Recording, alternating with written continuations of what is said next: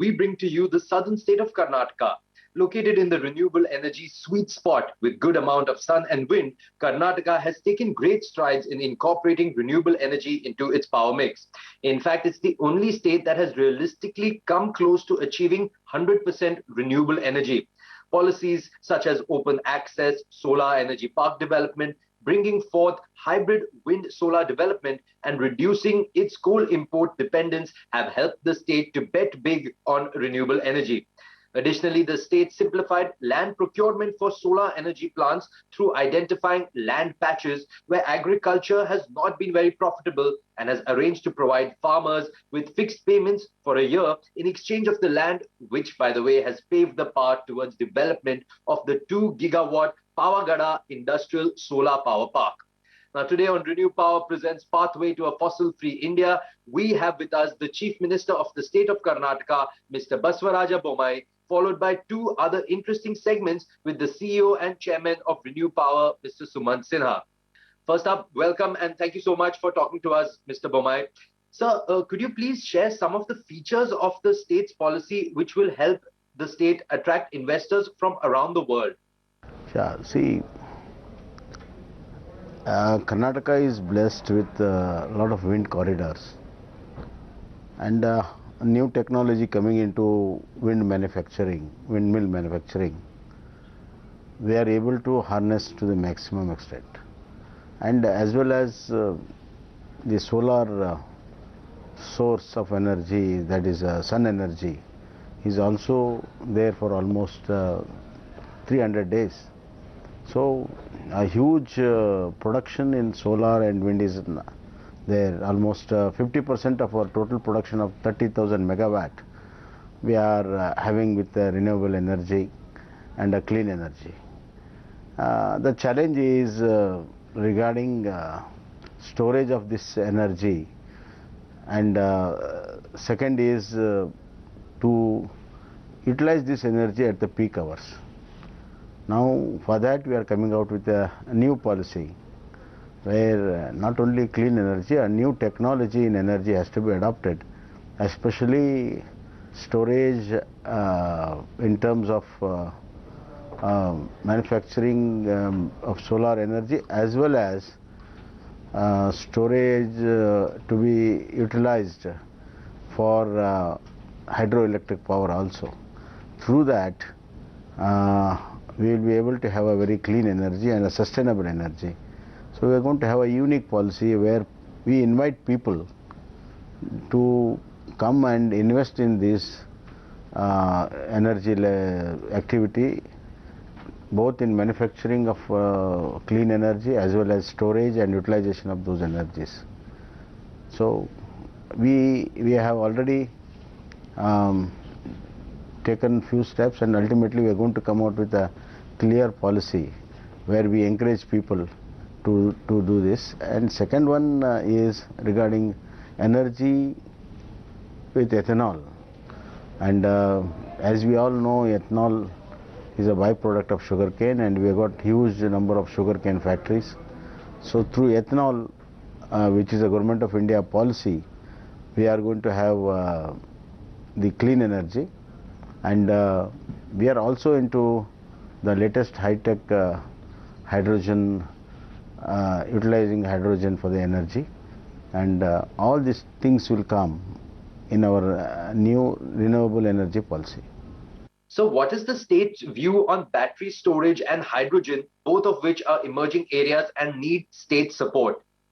Yeah, certainly we are looking through the storage of hydrogen through battery and then use that as energy. We have want to have a breakthrough very soon in that, and lot of people have envisaged interest, and this kind of activity is already there in some other countries, and there have been a lot of proposals for last 2-3 years regarding this. So once this policy is clear about renewable energy, I think this activity will get a lot of catalyst. It will have a catalyst effect on these activities, and soon we'll have hydrogen batteries. So Karnataka is in the sweet spot with both wind and solar capacity in good numbers. How are you planning to make use of this further? Already we have identified the wind corridors, and a lot of private sector have invested in the wind corridors also. Um, Now we have to have something to help the investors where the capital cost is very high. So we are looking out for a policy where special needs or a package is given to the people who come and invest in wind energy.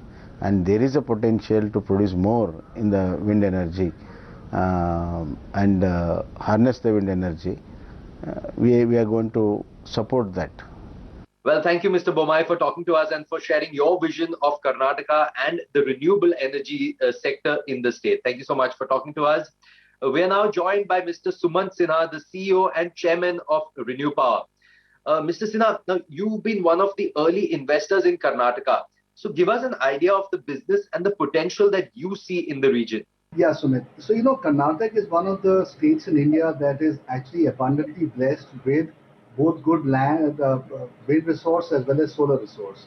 And therefore, it's a great state where you can put up or develop clusters of course, solar, but also wind, and also therefore hybrid solutions. And of course, it also has a very strong industrial base. And right from the beginning, it's been one of the more enlightened states as far as procurement of renewable energy is concerned.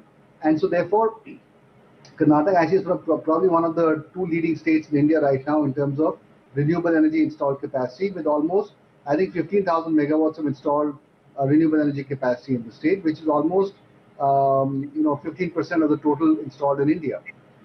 We of course have 2,000 megawatts out of that 15,000, and because of the attractiveness of doing business in Karnataka, that is why we've got such a large capacity installed, and I think that will continue in the future. So, what, in your view, are the big challenges that Karnataka has and which it must address to attract investment and to create jobs? Yeah, so as I said earlier, Karnataka has a great opportunity of becoming the hub for renewable energy capacity in the country, even more than it is today. It's a very big state. There's a lot of land. The amount of wind that can be set up is probably several times more than what we have right now, and the same applies to solar. I think the constraining factors are a few. Number one is that land acquisition in Karnataka is not an easy proposition, and I think registration of land, perfection of security interests in land, those are things that take a lot of time, and I think that is an area where government and the government bureaucracy can really speed up a lot more. That's an area where we all constantly are struggling. The second area really is the whole issue of receivables. The Karnataka discoms, at least a few of them, have not been in good financial health, and therefore payments from them always come with a very significant lag. And I think that's another area that the government can definitely look at. The third area is the issue of open access. As I said earlier, Karnataka has a very significant industrialized base, and there are lots of corporates there that we can sell to directly. So I think this can be a win-win for the state as well as for corporates. Of course, the state will have to charge whatever they need to charge in terms of open access charges and so on, and cross-subsidy charges, and therefore hopefully increase the revenue base and increase the industrialization. So there are quite a few of these kinds of opportunities that or things that the Karnataka government can address to make it even more attractive for renewable energy companies. Taking this point further, what are your expectations from the state policy and what do you hope that it should deliver? As I said earlier, I think first of all, improvement in the financial health of the distribution utilities. Wherever there are subsidies to be paid by the government through the budget or through other government departments into the discoms, those should get paid on time so that the financial health does improve. The second, as I said, is a new open access policy that allows, and makes it much more easier for corporates that consume higher loads to buy directly from suppliers like us. And the benefit, of course, to us will be that it will open up the market. But what that will do is that it will bring the power price down potentially for corporates and for industrial customers. And therefore, that can actually allow for a faster industrialization of the state. And that's really the benefit that the state should be trying to also get. And the state has come out with a very enlightened policy, the new Karnataka industrial policy from 2020 to 25, which envisages a lot of new clusters of development, fourth industrial revolution, digital technologies, and so on. Those are all very positive. And I think as the ecosystem for renewable energy develops and certainly becomes more digital, clearly Karnataka through the access of IT companies and that entire capability in Bangalore can actually take the lead on those kinds of areas as well. Mr. Sinha, when we talk about the non-payment of dues from discoms in Karnataka, how big a problem do you think this is? Yeah, I think non-payment by discoms is a reasonably serious issue. Um, at least there are a couple of utilities in Karnataka that are not able to pay on time and where the payments are very delayed. And that, in fact, dampens the overall investment appetite and dampens the enthusiasm that people have to invest more in the state. So I think that is an area that needs to be corrected. And if it is corrected, it can lead to substantially higher investments in the state going forward. And therefore, can give a lot of benefit to the state as well in the form of new investments. What are some of Renewpowers' plans in the state going forward? We understand that you're going to participate in the hydrogen business through partnership with L&T. So tell us a little bit about those. Yeah, sure. So, we've entered into a strategic partnership with L&T for moving the country more towards green hydrogen. We all know that India consumes a fair bit of grey hydrogen, and grey hydrogen is very carbon intensive and carbon emitting. And so therefore, as a country and as a world, we have to move away from grey hydrogen and move towards green hydrogen, which is made by using renewable energy to electrolyze water. So that's the direction that the world is moving in. New technologies are emerging that allow that to become much cheaper. And therefore, our partnership is meant to address that whole new sector that is emerging. And I think Karnataka does have a fair bit of grey hydrogen usage as well. And therefore, if the state can mandate or the state does move industries towards green hydrogen, then we start seeing a lot of new capacity coming up for green hydrogen as well. And certainly we, along with L&T, can play a fairly significant role in that whole transition that is about to happen. Thank you for that, Mr. Sinha. It's time for a very short break, but on the other side, Mr. Sumant Sinha is in conversation with Jason Bordoff, the founding director of the Center on Global Energy Policy and a co-founding dean of the Columbia Climate School. Don't go anywhere, we'll be right back.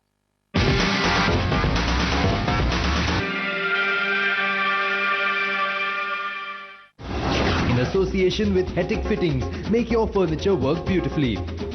आग को फैलने से रोकना मुश्किल है पर नामुमकिन नहीं। अब फायरवॉल टेक्नोलॉजी के साथ सेंचुरी प्लाई आग से बचाए। 9 to 5 job, अरे 5 to 9 job, भाग दौड़ all the time job, the roaming वाला job, the deadline वाला job, or are you living in the market वाला job? Life is full of options. Choose a job and earn on your own terms. Choose to become an LIC agent. It's more than a job. It's career insurance. Be your own boss. Be an LIC agent. Ab life set hai.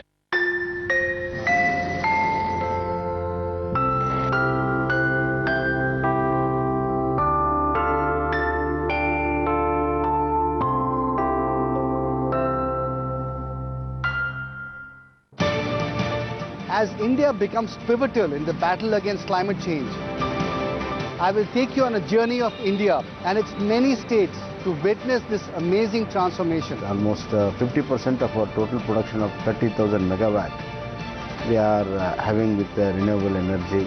What we need is a clean energy transition, and what we often see around the world today is clean energy additions.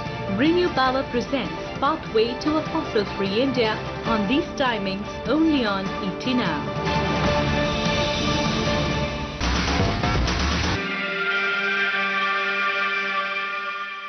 Welcome back to Renew Power presents Pathway to a Fossil-Free India. It's now time for Mr. Sumant Sinha, the CEO and chairman of Renew Power, to be in conversation with Jason Bordoff, who's the founding director of the Center on Global Energy Policy and a co-founding dean of the Columbia Climate School. Over to you, Mr. Sinha. Thank you, Sumit. I have with me today Jason Bordoff, the founding director of the Center on Global Energy Policy at Columbia University. Jason is also a co-founding dean of the Columbia Climate School, the first of its kind school anywhere in the world. Jason is one of the world's leading energy and climate policy experts and has served as special assistant to the former president of the USA, Barack Obama. He has held senior policy positions on the White House's National Economic Council. He has been published across the globe for his views on the energy transition and on the policy challenges for easing out of fossil fuels and into clean energy. I will be speaking with Jason to get a better understanding of some of the learnings that India can emulate from across the globe. And we will discuss the key challenges that Indian policymakers may face as they set out to reduce India's dependence on fossil fuels. Jason, thank you very much for joining us today. You have followed to some extent India's clean energy transition. Could you give us your views on what you think India could learn from some of the other countries that perhaps are a little bit further advanced on the clean energy path? What would you say would be your advice to a country like India? I think there are a lot of lessons to learn, but I would just caution against over-learning them. And by that, I mean, I would start with the premise that what we need is a clean energy transition. And what we often see around the world today is clean energy additions. So clean energy, and as you know from the work you're doing with solar in India, is growing at extraordinary growth rates. Consumption of wind and solar in the US in the last decade is up something like 3,000%.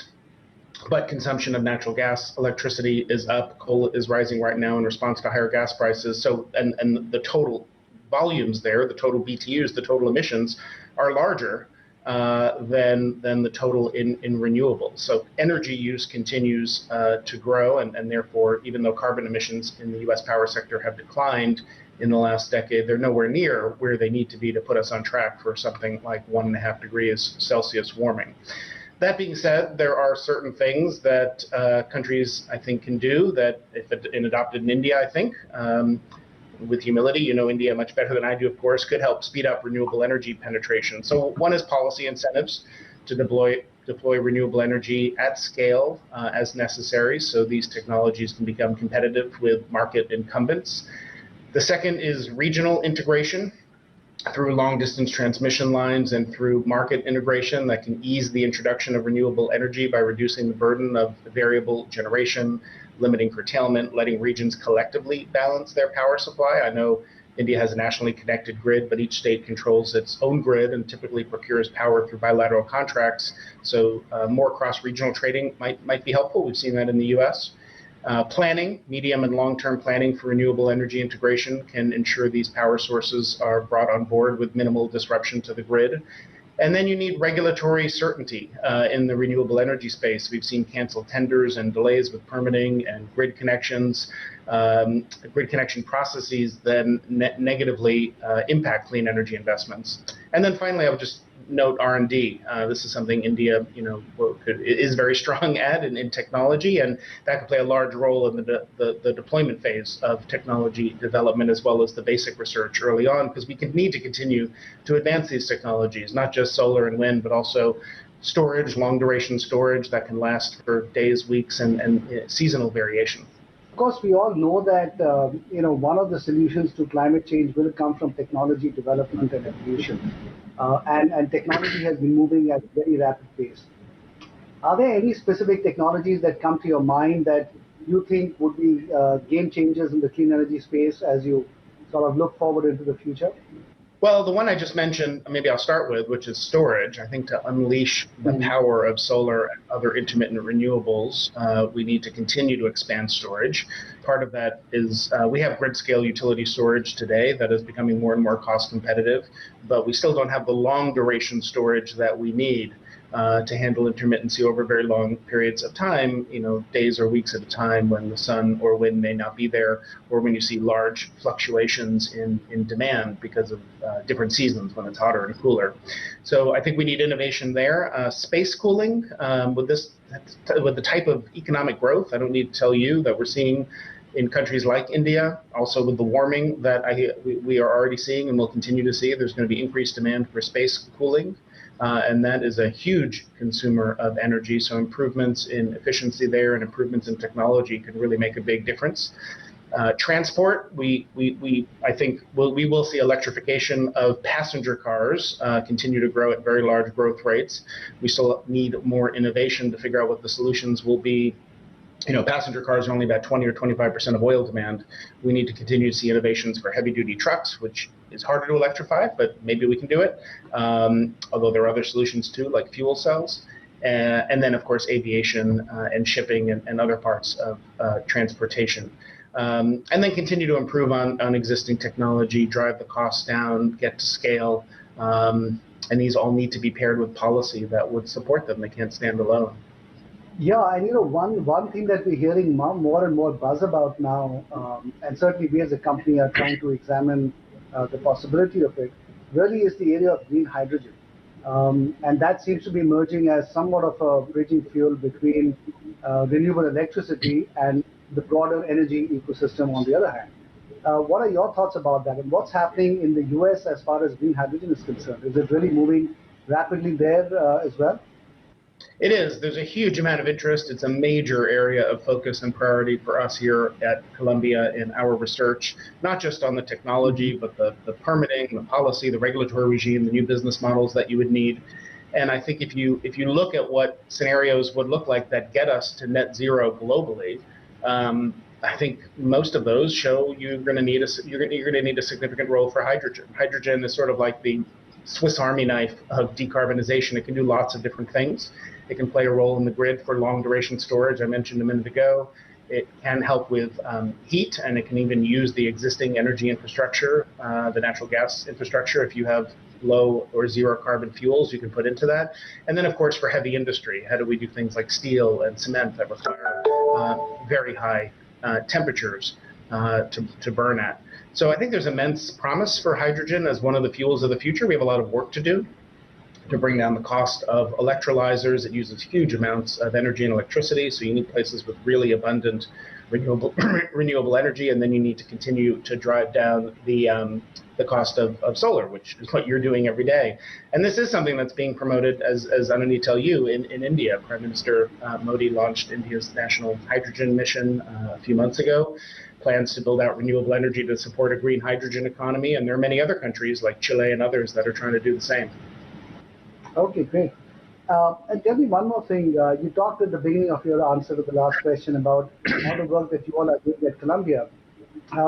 What do you think is the role of industry-academia partnerships, and especially in the area of research and policy making? Because this is an area in India that is somewhat underdeveloped, both the basic R&D as well as actually cross collaborations and partnerships between industry and academia. Yeah, no, I really appreciate the question and the engagement we've had here at Columbia with ReNew and you as an alumnus of the institution. I think the interplay between academia and industry leaders like yourself is vital for ensuring that we're prepared for the long-term impacts of our policy and business decisions. I mean, I do the work I do every day doing research into policy innovations and helping to advance the climate school work here across all aspects of clean energy, technology, business models, because we want solutions to get to scale out in the world and help move us in a lower carbon direction. It is useful to publish academic articles, but those don't lead to change in the world unless they change the decisions that policymakers make or they influence how capital is deployed and how technology is deployed. So I think really good partnerships that make sure academia understands the challenges that industry is dealing with, and then industry understands what our research and the knowledge we can create in an institution like Columbia says can be used to help figure out how to deploy and scale technologies to deliver real solutions. So here we're studying things, as I mentioned, like carbon capture, utilization and storage, hydrogen, which we just talked about, policy design, the role of finance and ESG commitments. And our research into these subjects is intended from the start to be deployed by businesses, governments, the financial sector, to ensure that we can have as smooth as possible and as quick as possible a transition to a zero carbon economy. So, and the partnerships are really valuable for us as well. Our conversation with business leaders inform the work that we do, the questions we ask, and make sure that the research we're doing is going to be as useful as possible in the formats and the timeframes that decision makers in the private sector and the public sector need. Jason, it was fascinating to talk to you and to listen to your insights. It's always great to talk to you. Thank you so much for agreeing to do this session with us. Well, that's all on this very special episode of Renew Power presents Pathway to a Fossil-Free India, partnered by ET Now. Thank you so much for watching.